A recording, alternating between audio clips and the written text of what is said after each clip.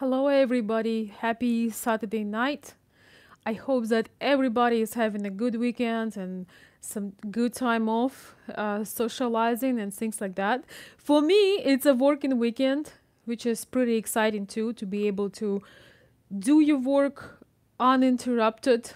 Um, when you grew up, you realize that um, it's not about taking vacations anymore so much, but it's about changing the occupation, or it's about that the rest or vacation or so called very often is just a change of occupation, which is pretty awesome because lets different parts of brain rest and the other ones are working. So while everybody is gathering, welcome everyone. I would like to address something today that I think is crucial in understanding Ukrainian, Slavic in general women when you are in a relationship with them, and some of the really big, serious issues that I don't even think I had discussed even with my almost 1,000 count.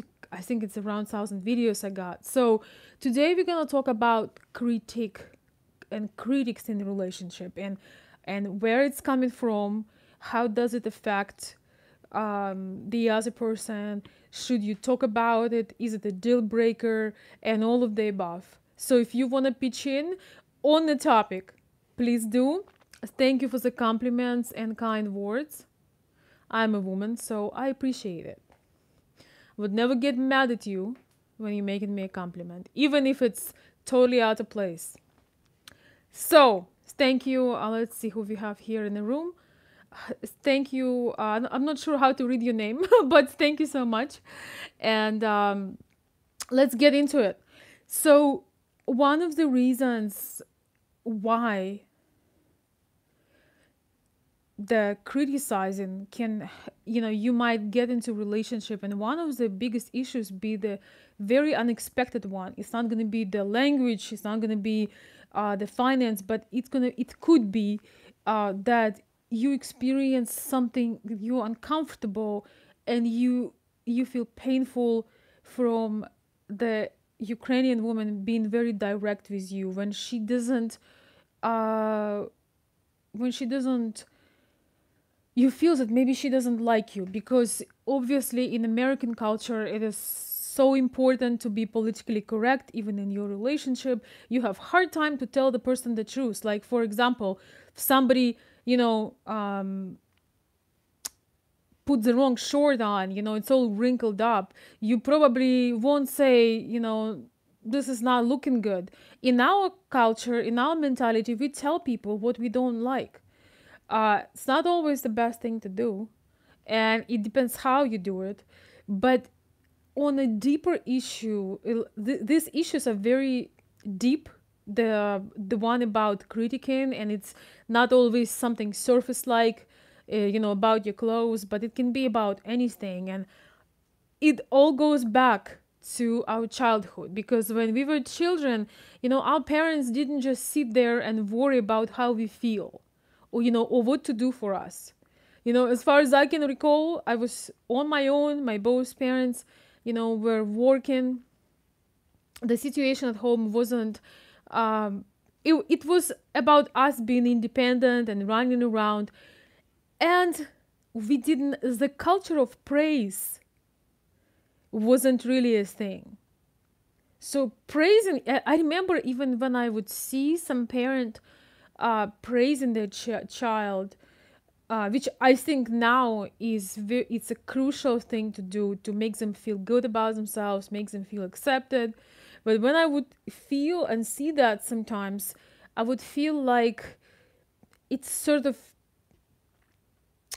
fake, or it's not real, or it's kind of fruity. It's kind of like fruity. I don't know if there is a word, fruity. Like, it's sort of cheesy, I guess that's the word. Like, it's kind of weird, like it's too buttery, it's not real. And I still feel that the fake praise, when you don't really feel certain way, it is not real and it's not gonna do any good. But when you grow up and your parents use for your motivation, for your growth, they mostly use the negative motivation. When they tell you what's wrong, they underline everything you did wrong and they give you hard time. You start doing this to yourself and you transfer this on others.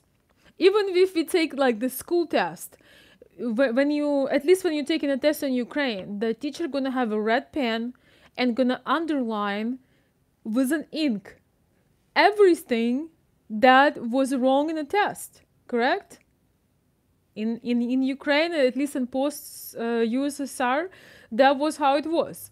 They got the red ink and everything. Like, they would never take a blue ink and put like smiley faces near everything that was right. So this is where it's kind of coming from. And I was just having a, this week I had a like a personal time and personal consultation with somebody who was just really on the verge of maybe leaving the relationship or and leaving the person because he felt like that woman would always find things that are wrong with him.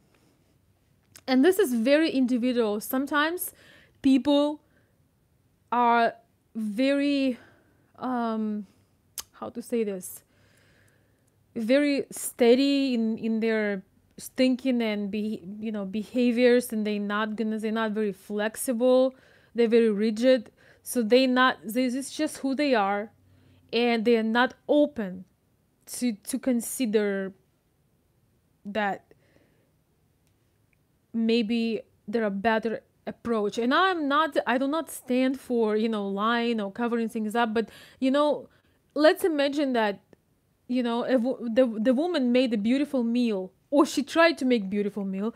It turned out to be total BS. It turned out to be not very good at all. It even turned out not to be eatable. You can be gentle about it. And if somebody spends 3 hours in the kitchen, doing all the hard work, like, shopping before it, bringing it home, doing all the things, and you come and you try this and you're like, oh my gosh, this is horrible. Of course, even if it's horrible, it's going to really hurt the person that had good intentions. So there are better ways to say it. You can say, you can find the ways to cheer the person up. And like my personal best, I'm forgetting English today completely. Best thing I would say, like what I do is humor. Out of any situation, if I screwed up, if I tried to do something good, it turned out to be not so good, or whatever that might be, my personal weapon, that's what I want to say, is humor. I really like not to make the super big issues out of issues that are not that big. And I like to make fun of myself when I know that something went totally wrong. And if that comes to the person that is with me, I am trying to also be gently humorous. So given an idea to the person that I'm not exactly into this dish, but I appreciate the effort. And it's something that makes, if the other person have a healthy self-esteem, they would be okay with that. Now, I have a big tendency for sarcasm. I really love sarcasm, and that could be dangerous. So I can only allow myself to do that with people that know me well and they accept that part, because I know that there are people that would feel uncomfortable and hurt. And I always remind myself when I have a new friend or new person to do not make sarcastic jokes. That is also part of a culture, number one. Number two, I just really love sarcasm personally because it makes things fun. To me, it kind of adds spice to the communication and conversation, and it just put things in a different perspective and just spice them up. But I know that the difference in the cultures is so big. You can make a joke and the person will never talk to you again. And I don't believe that hurting people is the best way to deal with that. Yeah, sarcasm can really hurt. But it's funny because my son got the same sense of sarcasm. So it's quite a time when we have our communication. But I enjoy it. I do not discourage him. I always crack up and I laugh so hard when he comes up with stuff. And the funny thing is it's usually truth. So coming back to the relationship issue, what do you do when you really like somebody but you get critics? I would like to address another reason why it happens. When we were growing up, our parents were consistently setting a high standard for us. You know, whether it's dressing up, whether it's doing your homework, whether it's cooking a meal. It's about being appropriate in a certain circumstances and situations, how you're supposed to behave. So we ingrain that in us, uh, that high standard. You know, you don't come out. Uh, I didn't even know it was a high standard, honestly. But you know, one of them, the easy would be, you know, even if you go shopping outside just to get a few items, you don't come out in a wrinkled clothes, or you don't come out in your PJs or something like. I didn't know it was a standard at all. But when I came to US, I saw a lot of people just let go of all the standards. So Ukrainian women will tell you directly, like, take this off, or you know, you really need to go brush your teeth. And I know that this is gonna be like an insult for many people because they would feel judged and all of that. But this is just, you know, the good part of it, that there is a lot of honesty. The bad part of it, that it sucks to hear it. You know, it's something you don't want to hear. Or so you gotta figure out your own ways. There is not really a recipe. There is not really something I can give you a blueprint. But you have to have a conversation, and you have, okay, you know, if you tell me I need to do something, like, can it be, because I noticed that in US it only goes one way, that the woman can criticize the man, but the man cannot criticize the woman. Like, if she would tell him, for example, that he needs to lose weight, it's okay. But if he tell her that it's whole big deal, and it's, I even have a friend that really wants to get back to shape together with his wife. He goes to gym by himself, and I ask why you couldn't tell her to go with you, you know? So it's fun. I mean, you can do it together. And he said, no, I can't tell her that. So it's kind of a double standard here. I can see, you know, that happening. I would say number one thing is that you have to say it with a kind nature. You know, everybody can get hurt. You know, if sometimes, for example, if you're a regular person, sometimes you fall out of something. Sometimes your, you know, your yard looks like a mess. Sometimes your car is a mess. Sometimes your whole life is a disaster. And if somebody you trust, in the moment when you really just want them to embrace you and give you support, because you already know this, you know, you already know that things just out of control. You are aware and you want to do something about it. But in this moment, you just want a hug. You just want a non-judgmental environment. It's definitely a wrong moment to criticize somebody who is trying to deal with an issue, and the only thing they ask you is just to support them. You know, it's just to be there and show a little bit of unconditional love, you know, which is really should be the base of any human relationship. Because just because we're human. So, but when you actually sit down and you want to have a conversation about something, that would be a time to talk about it. You know, you can ask, hey, you know, I would really like to talk about some things. I want to know how you feel about this and that. So don't do these things in when the person driving the car, or the person, you know, cooking something, or the person doing something. Like, you don't throw the criticism in that. Have some time. I always feel like it is important to have some time, like once a week, when you talk about what's going on. Because maybe Saturday, you know, or I don't know, Monday morning, if maybe, you know, depends on what your schedule is. But one thing that I've learned is that you don't throw these critics, you know, randomly, or when the person is actually feel extremely sensitive, and you know, you add that on top.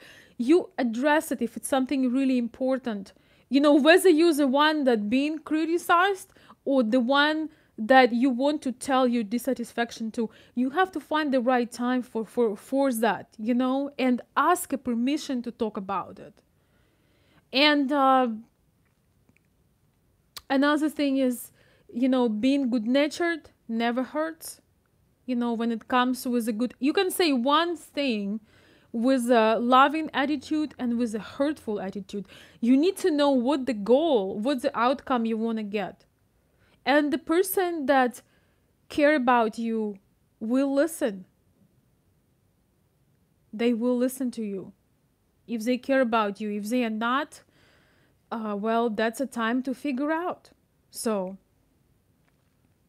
that is a time to know that ahead of time before you take some big decisions, right? And my thing that I do, for example, with my son is that I always underline good things that he had done today.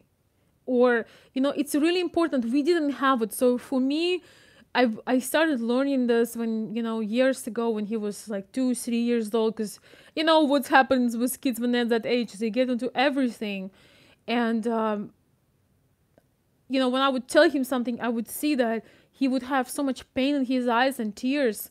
And I was thinking to myself, I didn't bring him to this world to see his eyes having tears because of I said something. I just knew it wasn't right.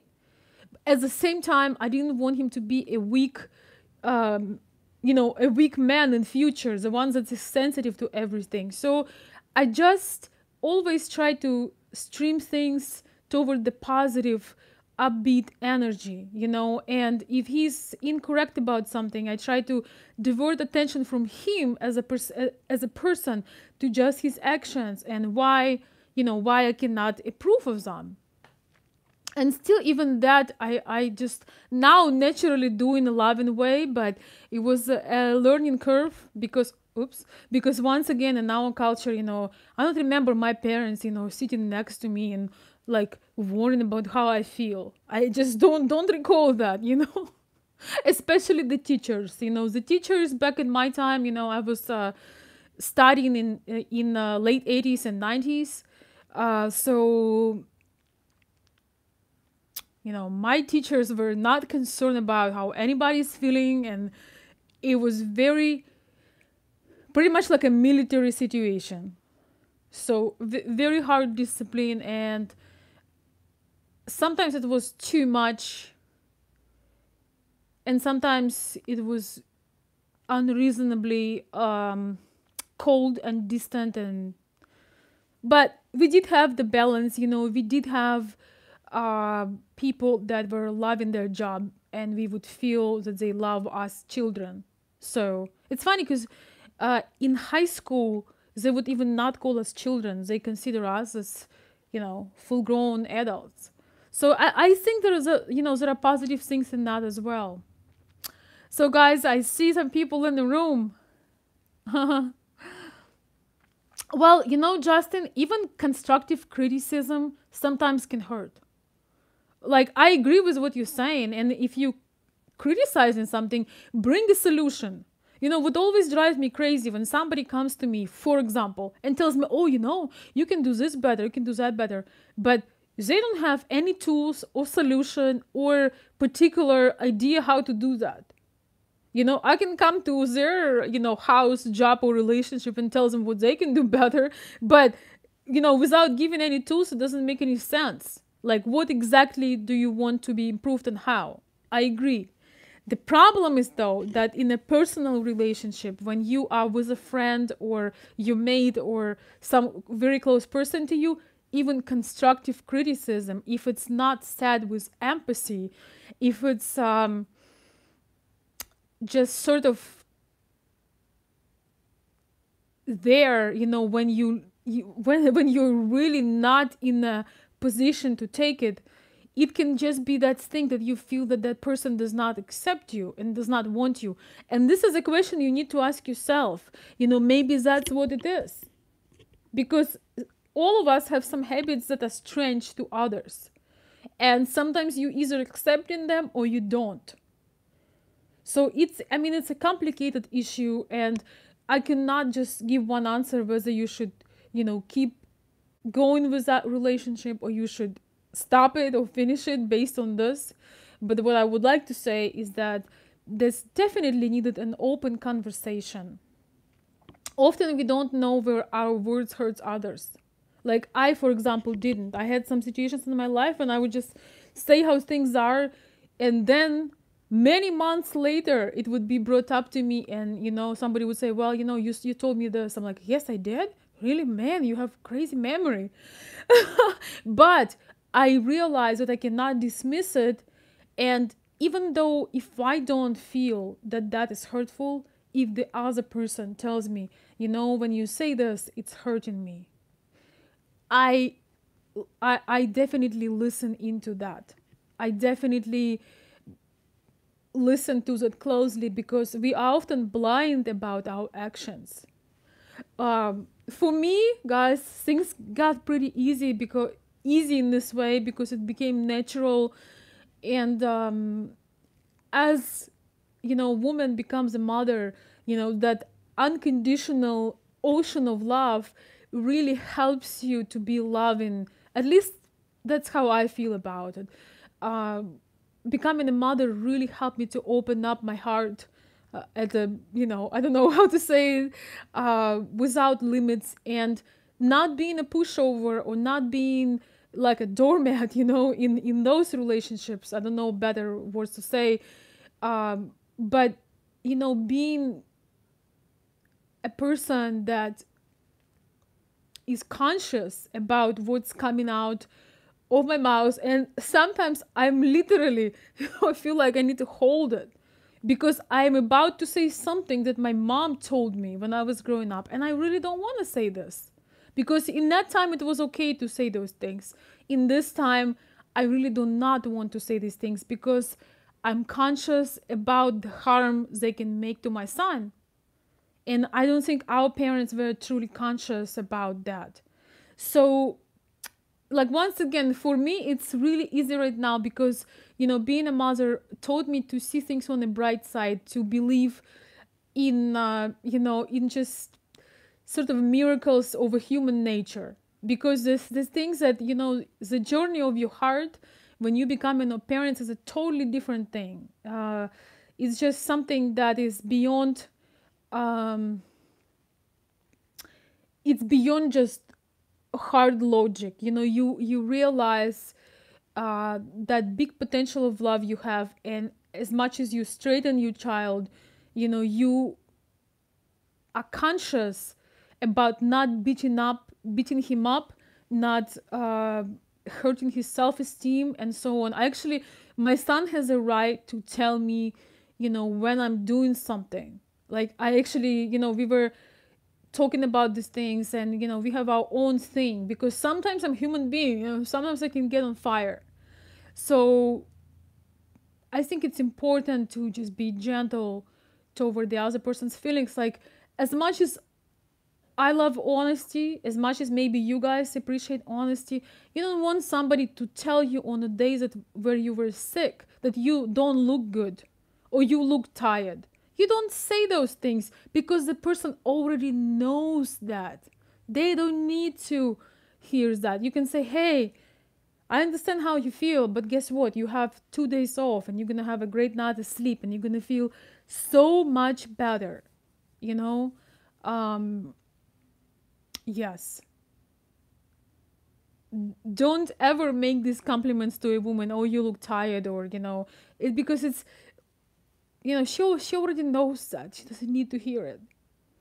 And sometimes, like, for example, some of us fall out of personal discipline, and we work out and we stops, and you don't need to put the person down to encourage them. Rather, you can lift them up to notice those little things that they actually achieved. I really believe it's easier to lift person up uh, than for a result you want to get, right? So, hey Justin, have a great Saturday.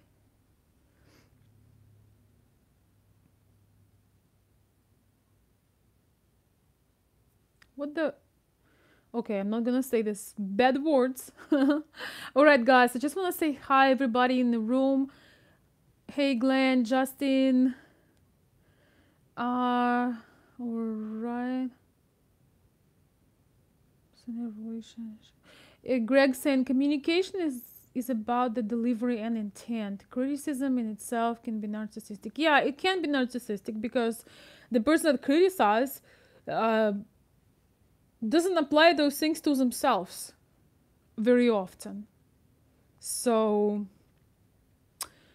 that's another thing that I do before I open my mouth to tell something about somebody to them. I ask myself, like, is my situation in that area perfect or good, so I even have a right to give a perspective. You have to always do the self check, because sometimes criticizing others, uh just a minute, sometimes criticizing others, um I think I'm frozen. Am I frozen, guys? I think I am. All right. Well, then I'll continue another time. Thank you guys for watching. All right, I continue another time, Dan. Yes, frozen.